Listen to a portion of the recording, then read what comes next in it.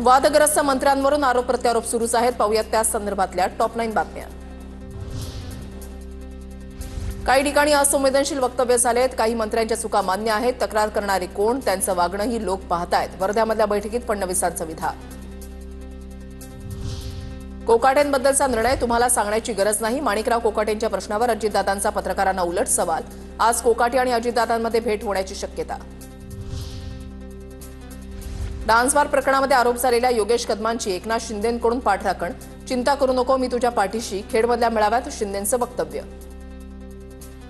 सांगतो योगेश, काही चिंता करू, डिस्टर्ब होण्याचं कारण काम करायचं। तुझ्या मागे माहीत आहे, पण अख्खी शिवसेना आणि हा एकनाथ शिंदे खंबीरपणे उभा आहे।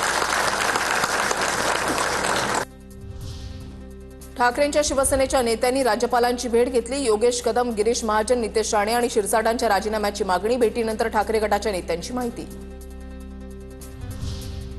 प्रत्येक अनैतिक गोष्टींच्या मागे एकनाथ शिंदे। योगेश कदमांची पाठराखण केल्यानंतर राऊतांची टीका। तर आईच्या नावे बार नव्हे, शाळा उघडायच्या असतात।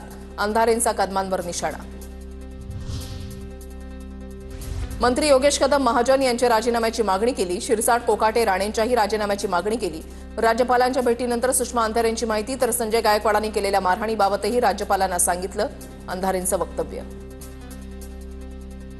कदम, मंत्री गिरीश महाजन, मंत्री संजय शिरसाट, मंत्री माणिकराव कोकाटे, मंत्री संदीपान भुमरे, मंत्री नितेश राणे या लोकांच्या राजीनाम्याची मागणी आम्ही थेट पद्धतीने केलेली आहे। योगेश कदम यांना जाणीवपूर्वक बदनाम करण्याचा प्रयत्न। महायुतीमधील तिन्ही नेते त्यांच्या मंत्र्यांच्या पाठीशी खंबीरपणे उभे। एकनाथ शिंदेंनी दाखवून दिलं। भाजप नेते प्रवीण दरेकरांचं वक्तव्य।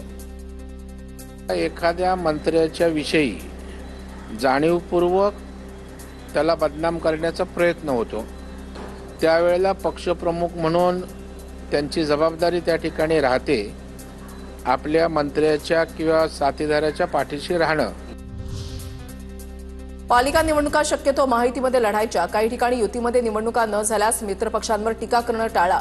मुख्यमंत्री फडणवीसांचं आवाहन। एकत्र लढणार महायुती म्हणून, तिन्ही पक्ष एकत्र लढणार। आमचा प्रयत्न आहे की महायुती म्हणून लढायचं। जिथे शक्य आहे तिथे आम्ही सोबत लढू, जिथे शक्य होणार नाही तिथे मैत्रीपूर्ण लढत करू। पक्षीय भांडणांमुळे अनेक पक्ष खड्ड्यामध्ये गेले। कुणी पक्षाला खड्ड्यात घालेल तर पक्ष त्याला खड्ड्यामध्ये घालणार। मुख्यमंत्री फडणवीसांचा दम।